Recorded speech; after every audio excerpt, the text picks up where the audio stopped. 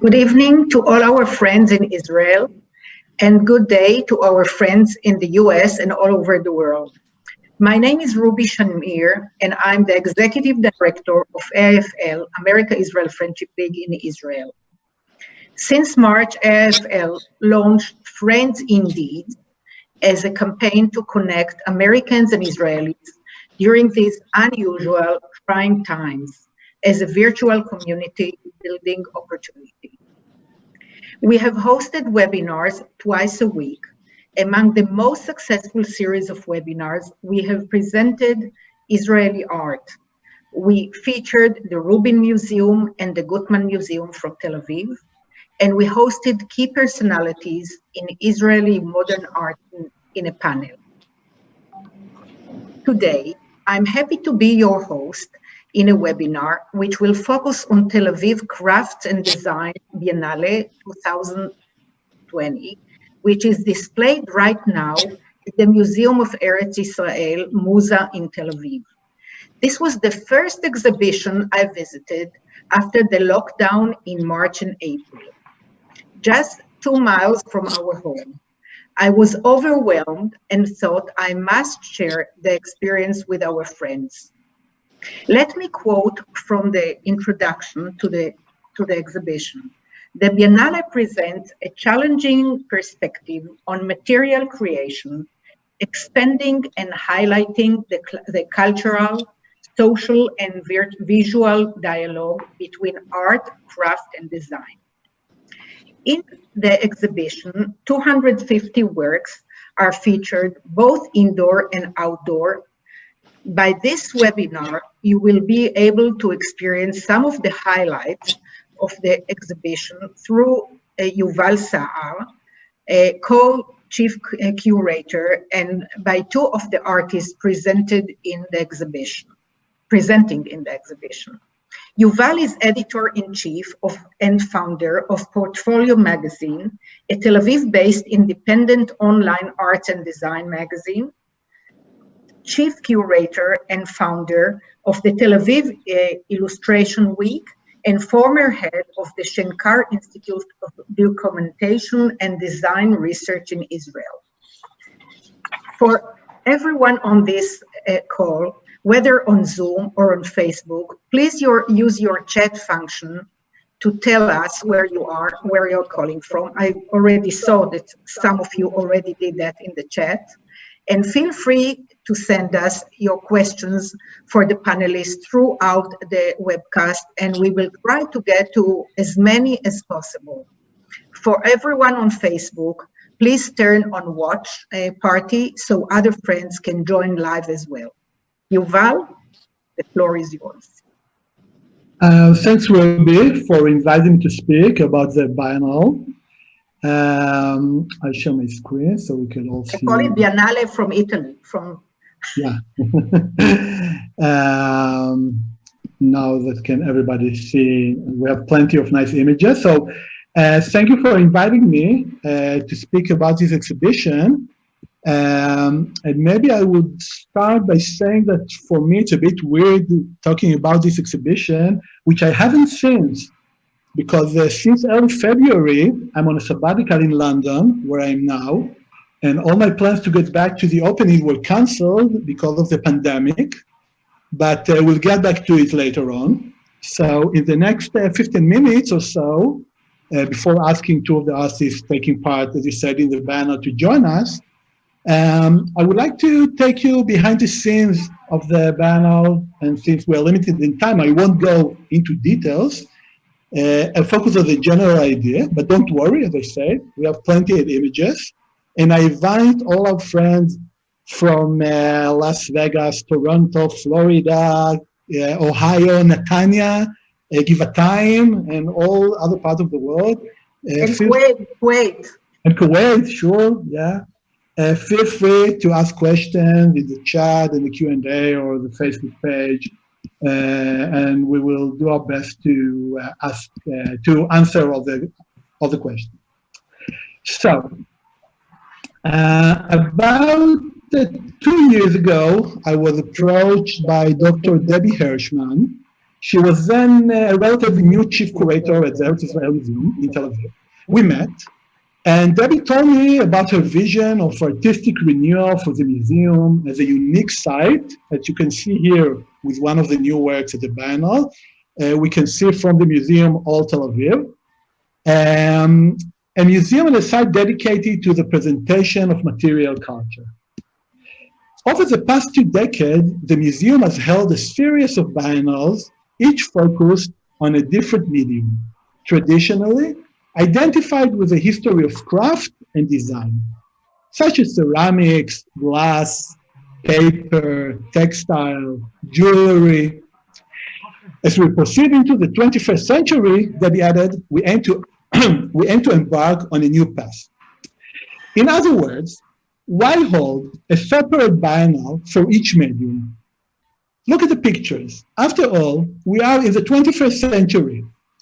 In recent years, the field of craft and design operate in shared context, as evidenced both by the engagement with new technologies and by the sources of inspiration which affect each other and are influenced by one another.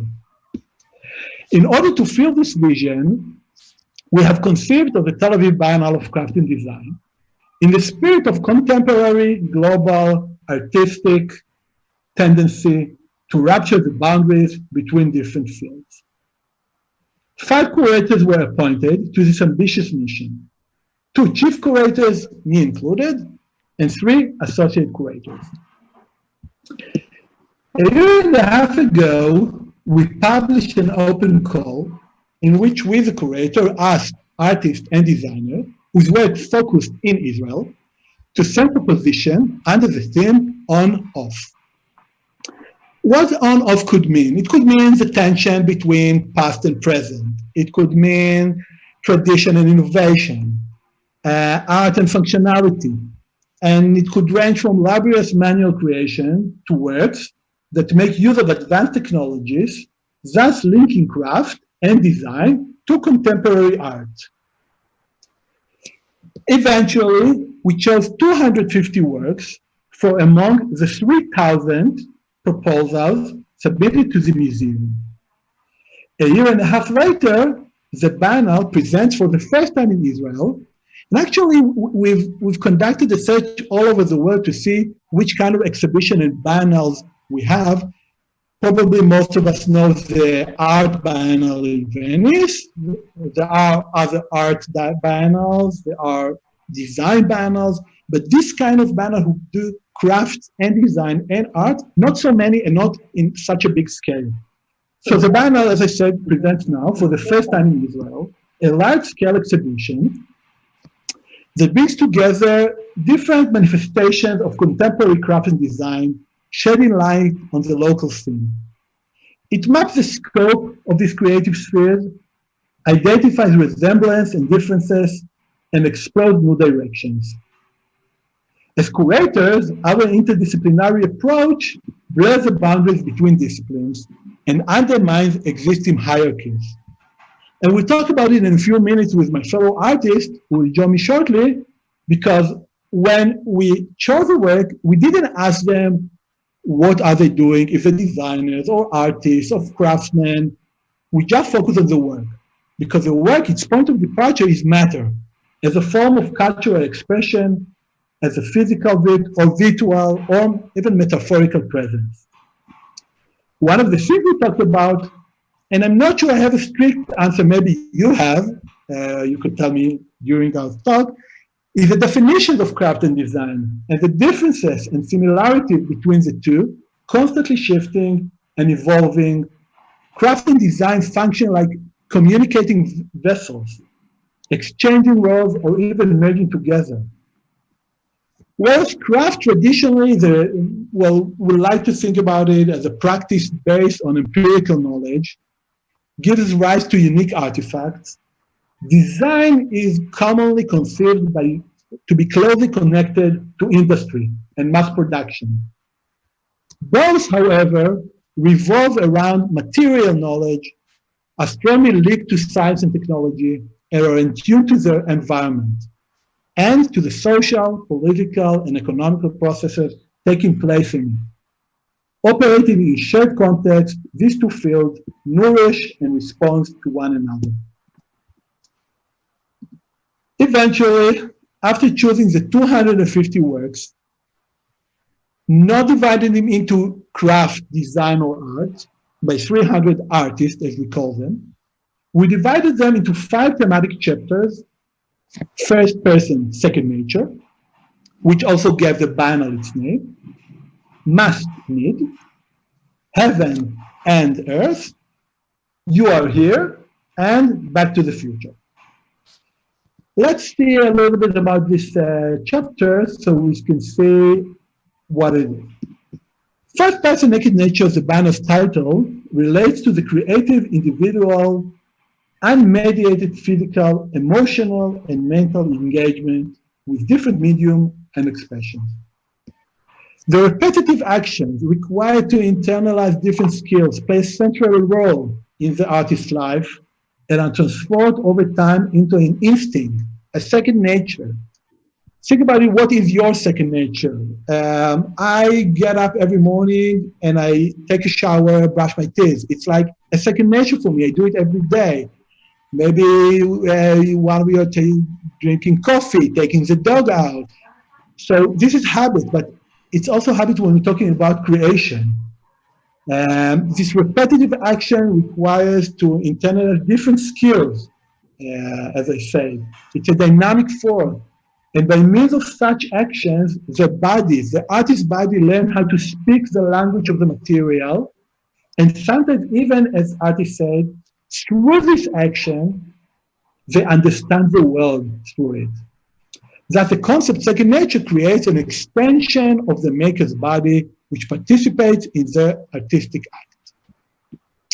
The second nature must need. Urgency and longing underline the word must and need.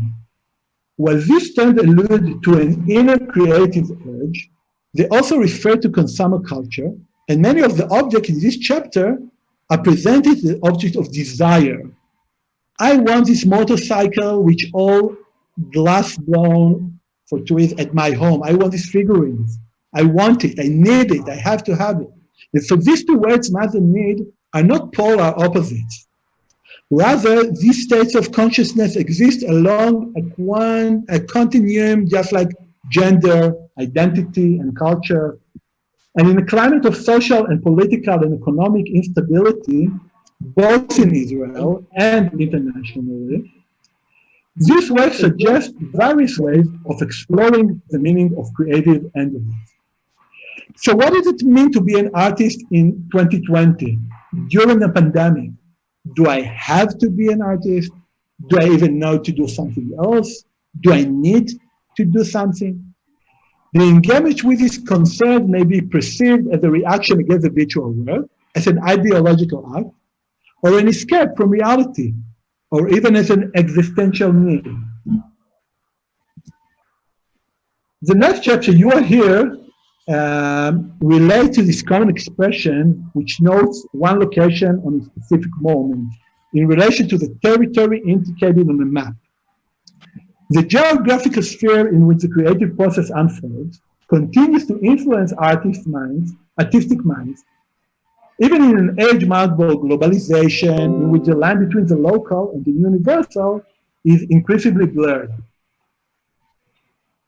So, this work enables viewers to orient themselves in the space by touching upon local narrative, raising social-political concerns, and presenting physical and conceptual material related to the local sphere. And yes, this panda bear was created before the pandemic and before we even think about wearing masks. Heaven and earth, two opposing forces, share this chapter, a terrestrial one and a spiritual one. As they encounter one another, the spiritual and the material forming a single, enigmatic, and multi-layered perspective. A selection of works tread the thin line between heavy, earthly realm and one devoid of weight and volume. This work brings together the earthy and the sublime, exploring the moment of transition between extremes, much like an embrace that transforms heaven and earth into a single entity encompassing an entire world. The last chapter, Back to the Future, features an assembly of works that build a metaphorical bridge between future, present, and past. This work carries the memory of creative process, which is supplemented by new layers of interpretation arising from the encounter with progress and innovation. They are concerned with something that has been transformed while still bearing traces of its earlier forms of existence.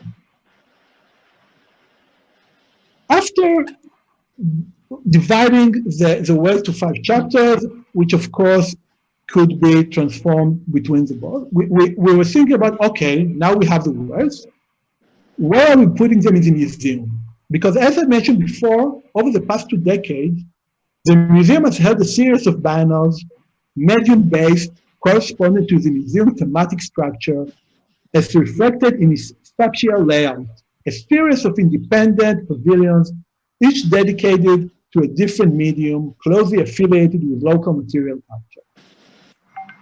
Expanding for the first time into the museum permanent display, galleries, and outdoor sites, the Biennale creatively explores, responds to, and interacts with the museum's collection, architecture, settings, and history. The open invitation for participants to intervene in its permanent displays, like the man and his work center that we see here, the glass pavilion, which we see here, the ceramic pavilion, and the outdoor location, has given rise to contemporary works that imbue these spaces with new energy. The dialogue established between the contemporary works and the historical artifacts open up a space for new readings, connections, and associations as one artistic voice responds to another across the century. As I said before, a few words about COVID-19, because I think it has a meaning in this exhibition. As we embarked on the journey to create the first Tel Aviv Biennale of Craft and Design, we all knew that we were boldly setting off on a major adventure. We didn't have a clue what we're going to go and what kind of work we're going to have, and doing this major exhibition all over the museum. But the outbreak of the COVID-19 pandemic, which occurred as the exhibition was being realized, added unique challenges to the plan. I think the next Biennale in the post-COVID-19 area will likely reflect the pandemic impact. However, at the same time, this current exhibition echoes contemporary concerns with global issues, dealing with our relationship with the earth, the desire for endless consumption, and other seemingly prophetic themes that herald what is yet to come. The opening of the Biennale was scheduled for March 2020, during which, as in many parts of the world, as you probably have been yourself, a lockdown was imposed in Israel.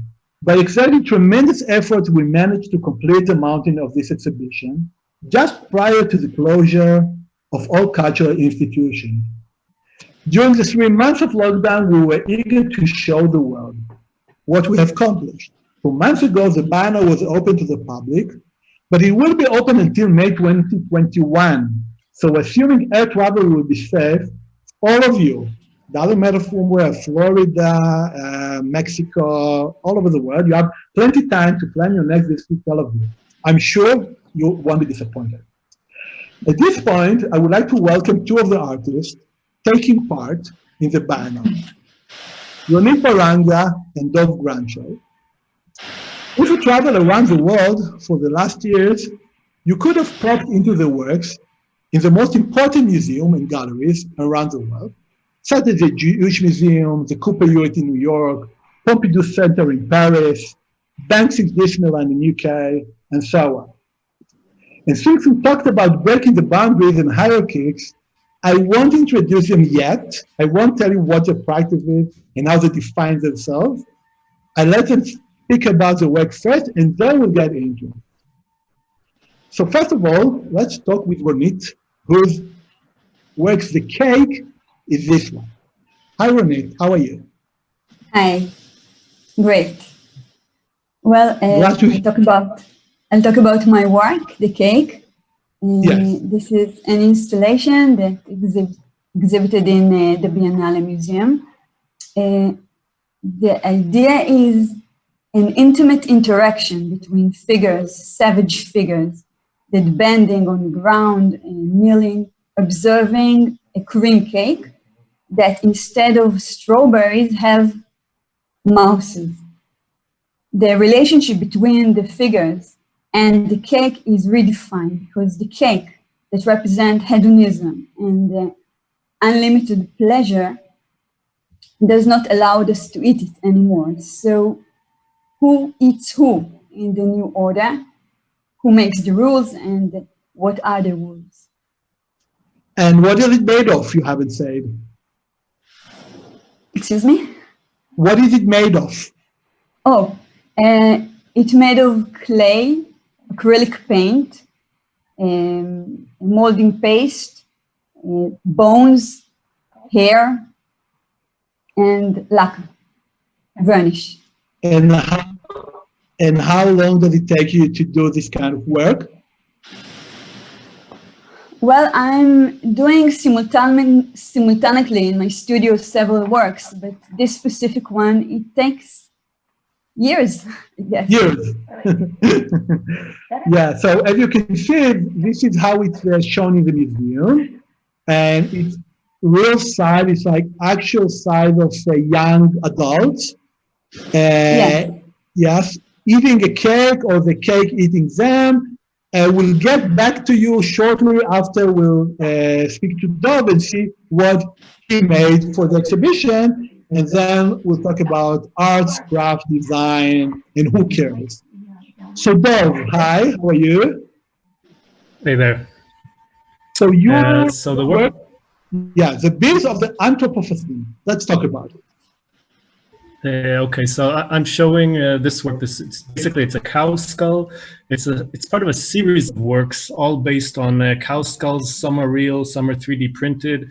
And maybe before I say a few words about them, I'll just say that often, and I sort of consider myself, this is another conversation as to how we define ourselves, but I work out of the design discipline, and sort of the way we work as professionals is usually you go through this thought process and you develop a design brief and you work out what it is exactly you want to do, and only then do you realize the work.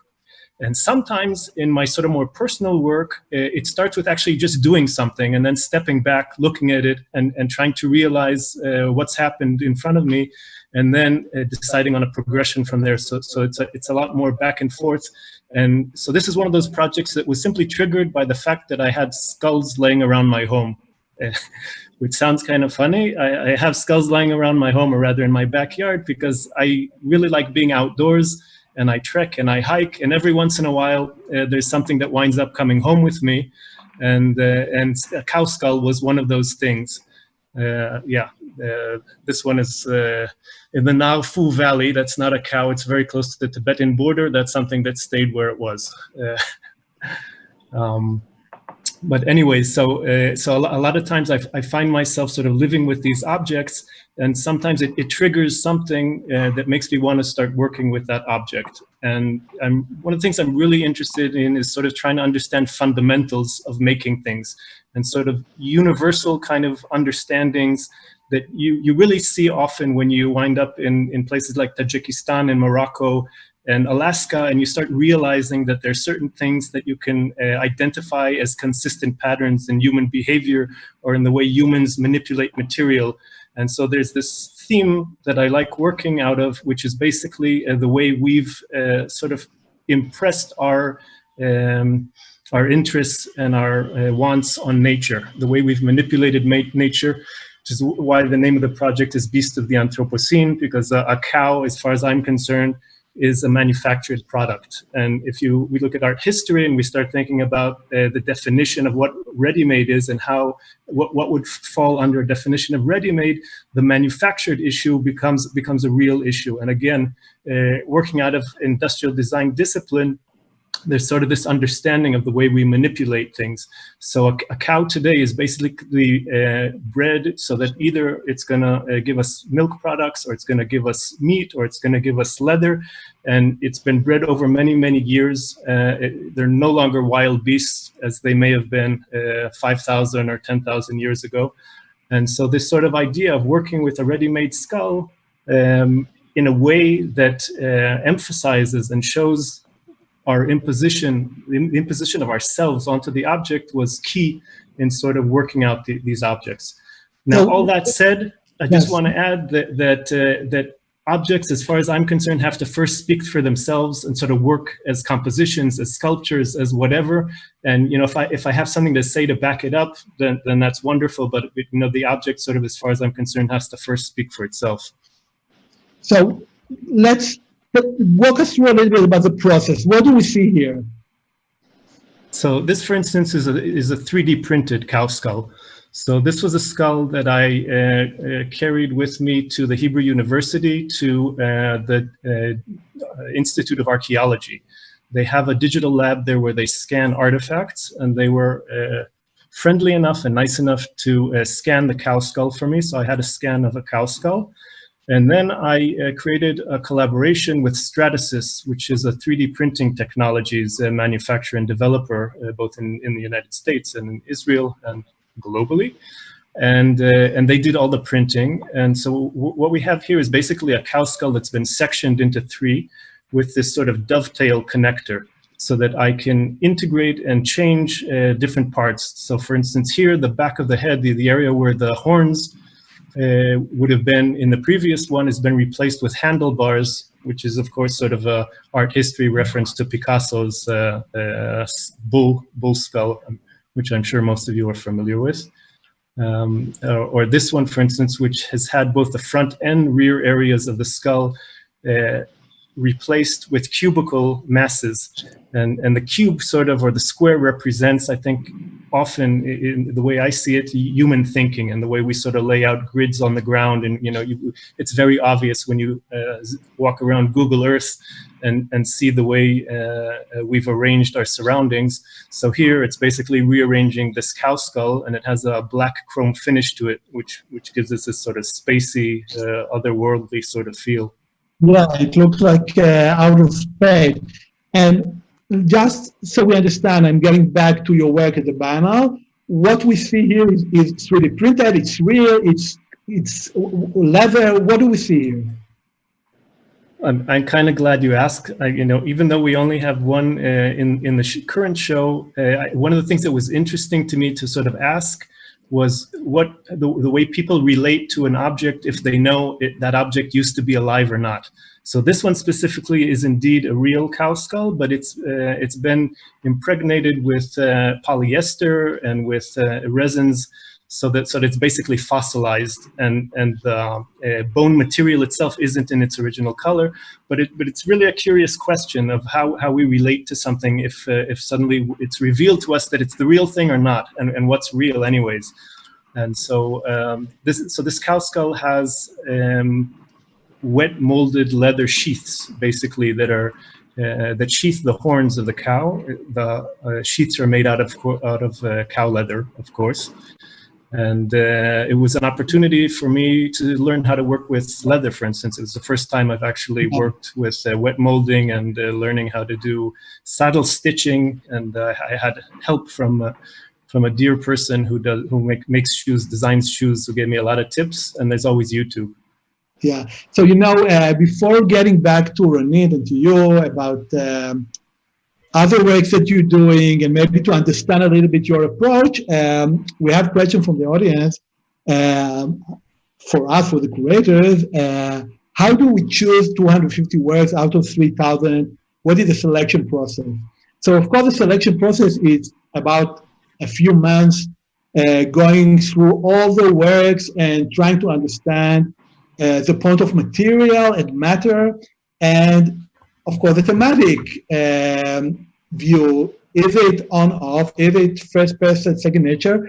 It has to be eventually one exhibition, and I'm sure that if 5 different curators were having the same 3,000 proposals, they would have done, I wouldn't say a completely different exhibition, but I'm sure they would do something different, even though one of the things that these days is very important is the image. And if I can answer to this question, when we get to see this image like we see now, this skull with these leather horns, it's interesting. I'm intrigued to know what it is. And when I'm seeing this kind of cake as a proposal of the figure that Ronit's doing, I'm also intrigued. Although in the case of the two of you, we also know, of course, your work, and we know the field that you're working in. But this is another question, and maybe we start with Ronit. Let's get to Ronit, to previous work of yours, but maybe first say, can you say a little bit, where do you live, where your studio is, what did you study? Let's say a few words so the audience would get to know you, Ronit. Okay. I'm Ronit Baranga. I live in Zichron Yaakov. My studio is in Zichron Yaakov too. Which in Israel is in? Excuse me? In Israel, it's in the north part. Yeah, it's it's in the north of the center of Israel. Yes, yes. Not so far from Tel Aviv. Yes. Well, about my studies, I have BA in psychology and literature, and started to art history for second degree, but then I switched and learned in art school, and I decided to be a professional artist. And from then I work and exhibiting. I have galleries abroad. And your studio is at your home? How big it is? Too small. It's no matter how big it is, it's too small. Yeah, so let's go a little bit through your works, and then we'll try to understand your approach to material, to art, to design, to craft, to these questions as an artist, and I'm saying artist who takes part in the craft and design Biennale. Yes, well, I'm an artist. I didn't learn design at all, but I choose to show you at the presentation works that deal with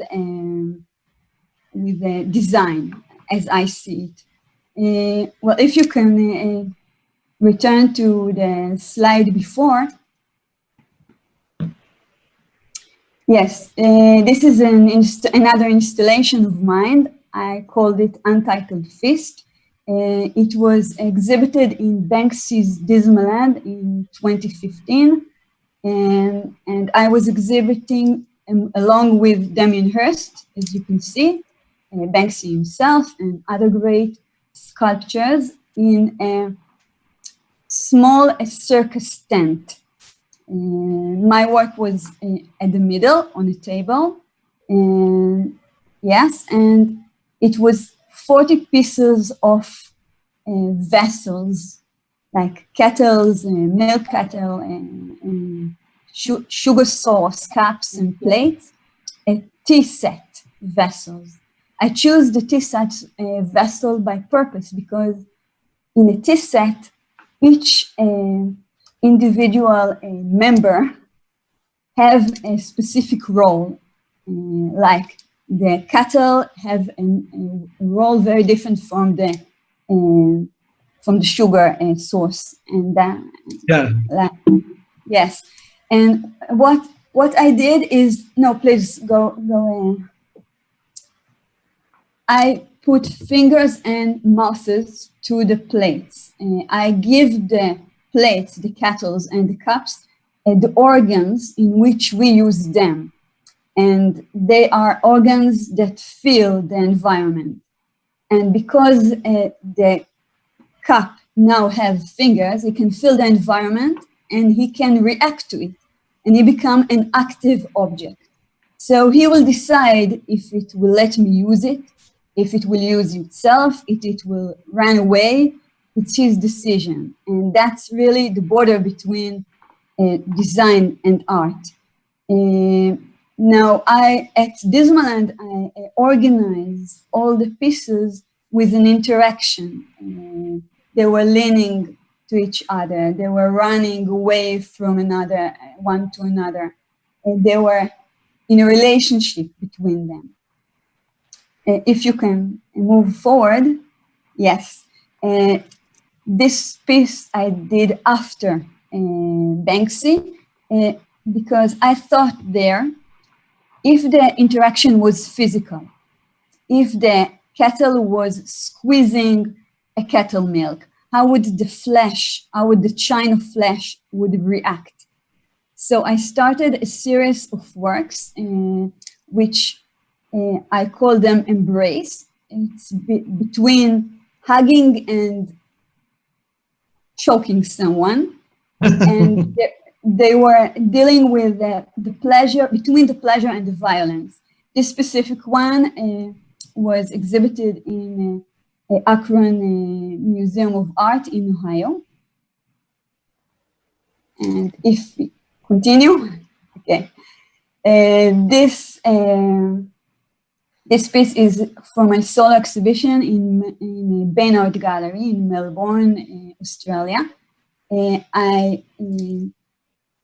This is another step in the evolution of the vessels.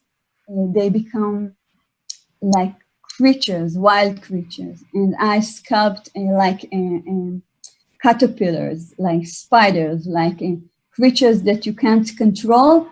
And the girl is holding a caterpillar made of cups, and she's screaming at it. And believe me, it screamed back. Yeah, it looks like. And the interaction is a metaphor for the transformation from childhood to adult.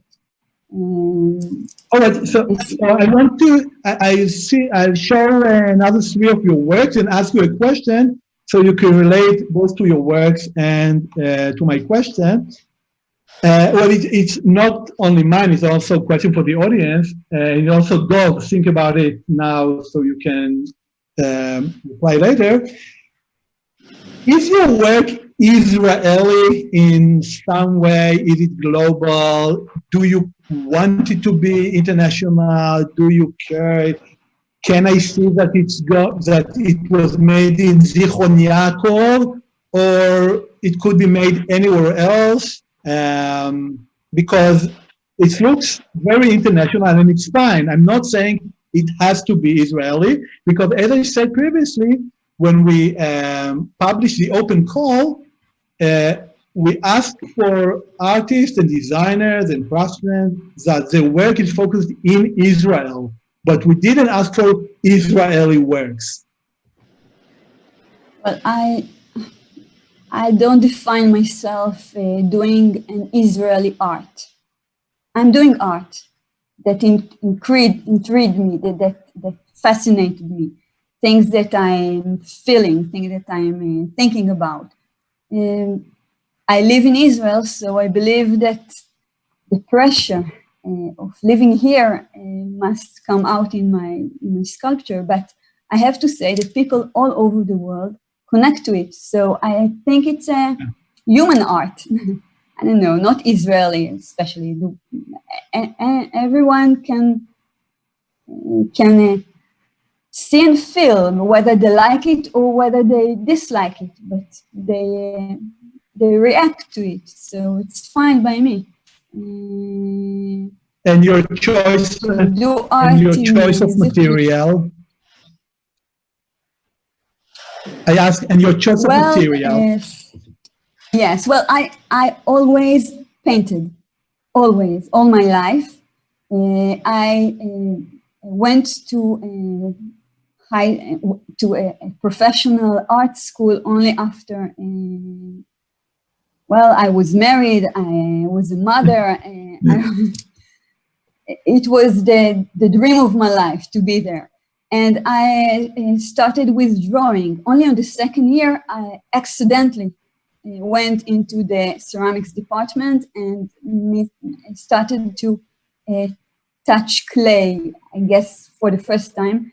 And I was in love with the material, and I was in love at the option of creating something with my hands and with no tools that between me and my and the creation. And I become really addicted to clay. And I have to say that for 10 years, I didn't draw. I just sculpt in clay. But nowadays, I'm drawing, like you see here, I'm drawing over my sculpture. I'm doing with acrylic paint over it.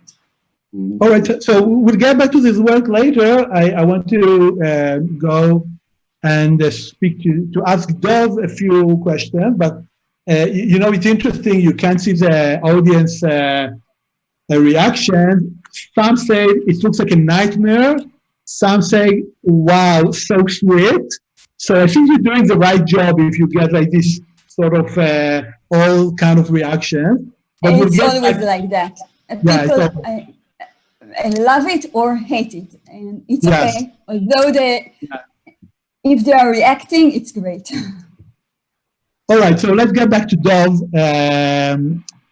Can you say a few words, first of all?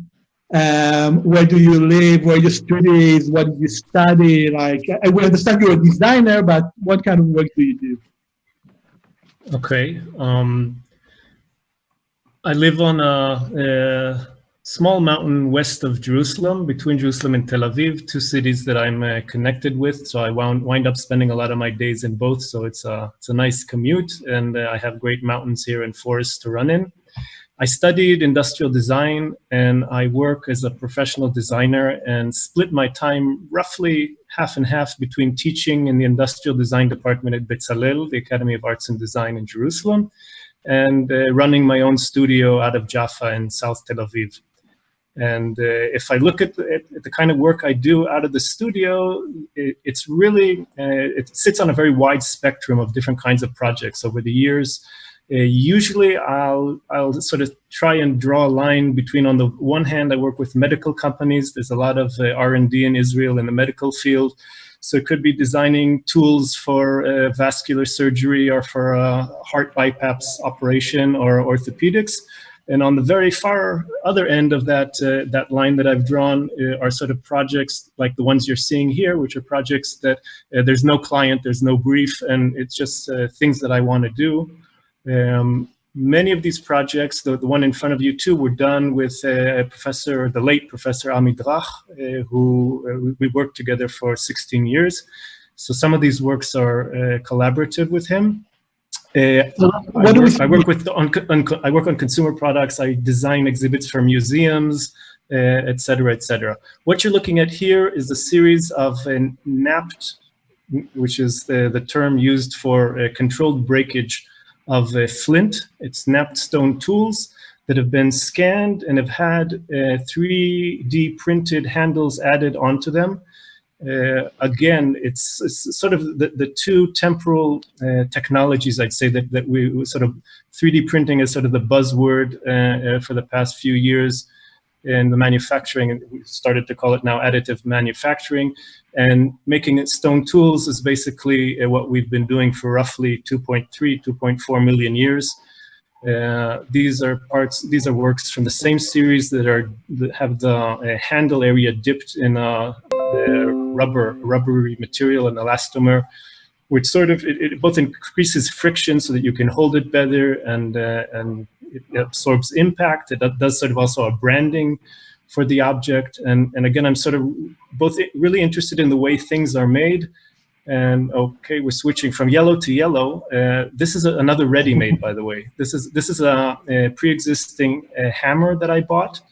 and using a technique called electroerosion, which is a little known but a quite popular technique of eroding steel. It's used mostly in the mold making industry for plastic products. Basically, you take a piece of copper, which I literally hand filed into the shape of a negative shape of a heart, or rather a hole shaped like a heart.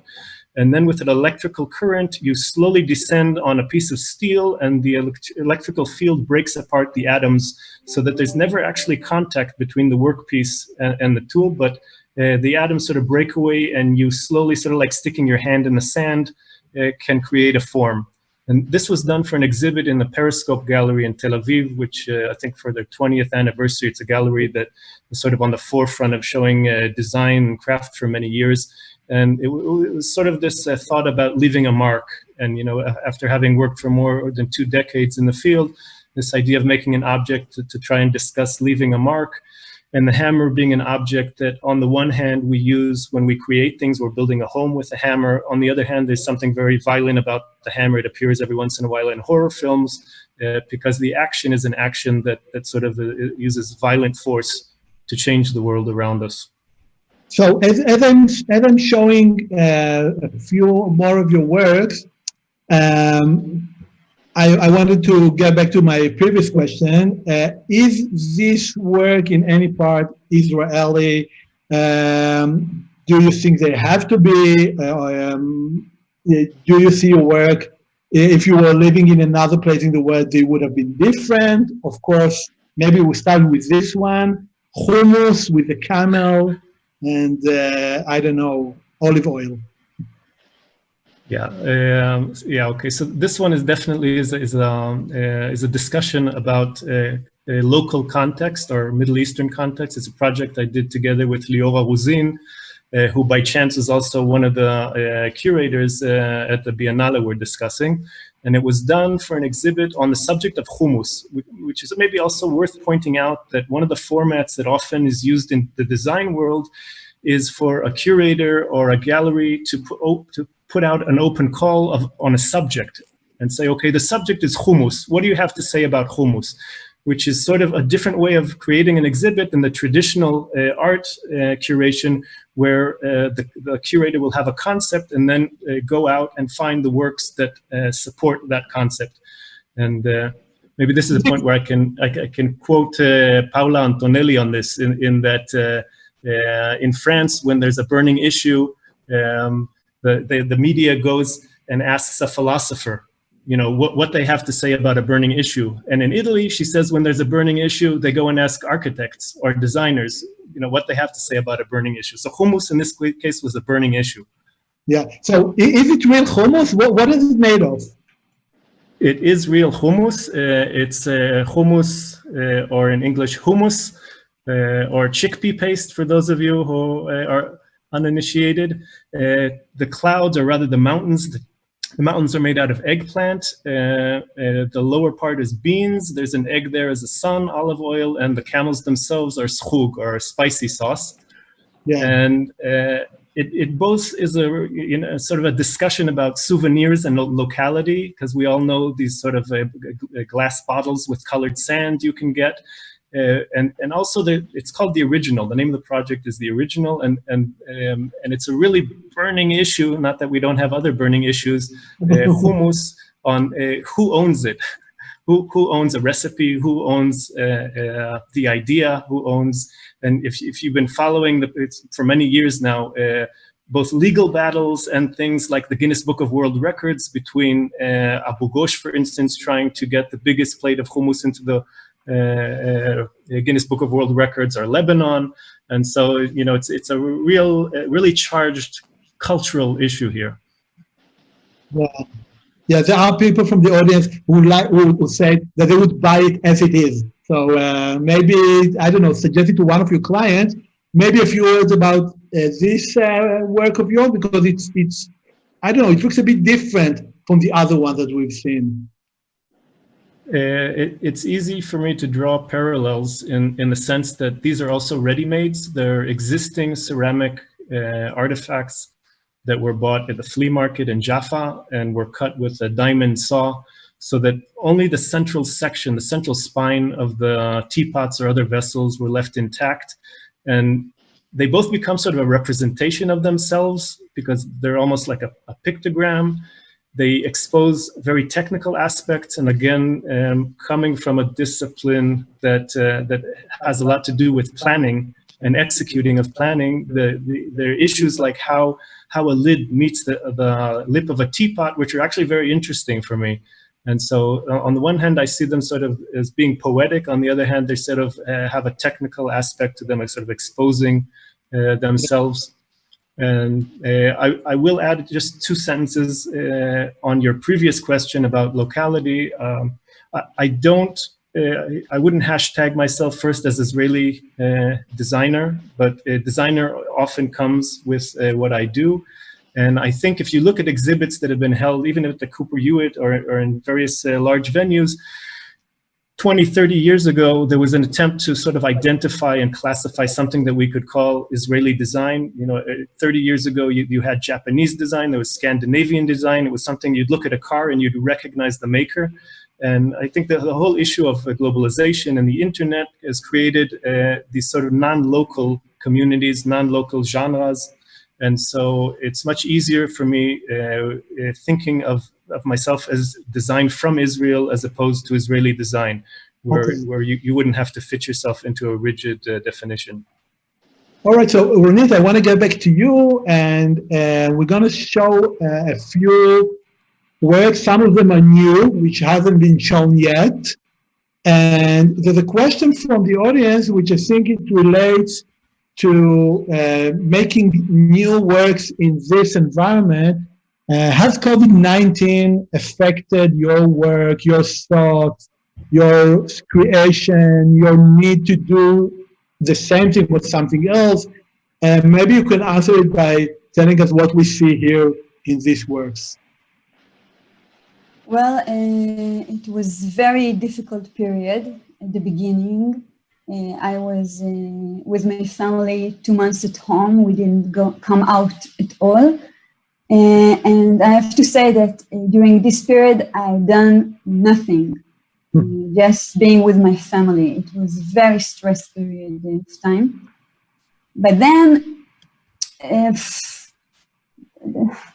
the life continued, and I had a lot of deadlines. And these are pictures of 3 exhibitions that will open in the next 2 months, and I had to finish the sculptures and send them away. This is going to be in Stroke Point Gallery in Munich in September.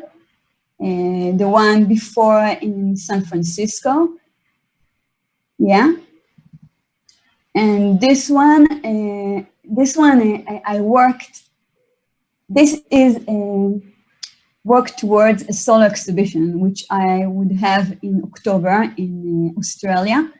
I work on this exhibition along with the cake, the sculpture which I exhibiting in the Biennale. So the theme is a little bit the same, talking about the sweets that that's not so sweet. It's not so sweet, like people from the audience also say. Like, what went through your head? Yeah, they're asking what went through your mind. Babies with horns, scary. Please share what happened in your world, in your mind, when you're doing these kind of works. Okay, well, I wanted to do, well, in which work would you like me to talk about? Because there are generally, of course. Generally, well, I really like that my art is like lots of layers simultaneously. So when you see work like that, you think, well, this is intimidate you, frighten you, but at the same time, it is so sweet and vulnerable. So you've got feelings from all over the polar aspects. Okay, it's at the same time frighten you, and at the same time you like it. It's sweet. It's vulnerable. So I like the viewer to feel at the same time some feelings that don't get along together. Yeah. I don't really, I hope that I can say what I think. It's much easier in Hebrew. But I think this is a line that go in each work of mine. You see things and it makes you to feel lots of emotions that you don't don't usually feel together. All right. And Dov, has COVID-19 affected your work, your thought of making new objects, your studio life? How did you spend the last few months? Well, it definitely disrupted plans, but I've got to admit that I kind of enjoyed it in various ways, because there was both a chance for me to do and learn all kinds of things that I hadn't had time to do previously. Anything from learning software to writing peer-reviewed articles, things that I don't usually do and don't usually have time to do, and sort of use that time to create through different venues. And there are venues that remained open, like designing on CAD and having something 3D printed somewhere else. Or I had a stock of flint here, so I was able to make a whole lot of hand axes. So I've been busy, been really busy. Well, this is good, and I think we're running out of time. I could have talked with you, I'm sure, a few more hours, and I'm sure the audience would love to hear us more, but it's about time. So as I said to our audience, you have plenty of time until the end of May to come to the exhibition. I will be in Israel from next month. Thank you, Ronit and Dov. And Ruby, why won't you wrap it up? Thank you, Ronit, Dov, and Yuval. This was fascinating. I've been to the exhibition, as you heard, but having all these explanations make it real, make it different. Thank you very much. Thank you to our audience. I hope you enjoyed it as much as I did. On behalf of the AISL, I would like to invite you for our next week's webinars. Sunday will be on wine, and Wednesday will be a panel discussion on a documentary produced by Nancy Spielberg. So I hope you enjoyed it, and see you soon, and see you next week. Thank you.